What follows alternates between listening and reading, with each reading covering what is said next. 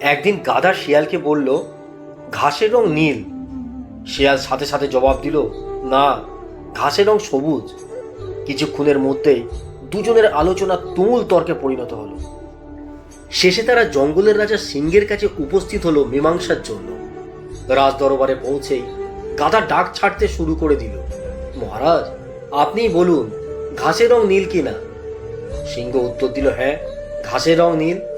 গাধা তখন সিংহের সামনে গিয়ে নিচে কুদে নালিশের সুরে বলতে থাকলো, শেয়াল আমার কথা মানছে না, তর্ক করছে, ওকে শাস্তি দিন। সিংহ তৎক্ষণাৎ ঘোষণা করলো, শিয়ালকে 1 সপ্তাহের জন্য মুখ বন্ধ রাখার শাস্তি দেওয়া হলো। গাধা খুশিতে লাফাতে লাফাতে এবং বলতে বলতে চলে গেল, ঘাসের রং নীল, ঘাসের রং নীল।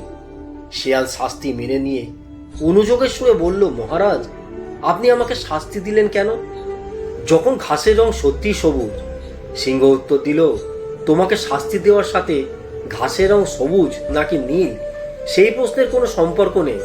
তোমাকে শাস্তি দিয়েছি কারণ তোমার মতো একটা বুদ্ধিমান ও সাহসী প্রাণী গাধার সাথে তর্ক করে নিজের মেধার পরিচয় করেছে এবং এরকম একটা বাজে কারণে আমার কাছে এসে আমার মূল্যবান সময় নষ্ট করেছে। শিক্ষা, মূর্খের সাথে কখনো তর্ক করতে যাবেন না।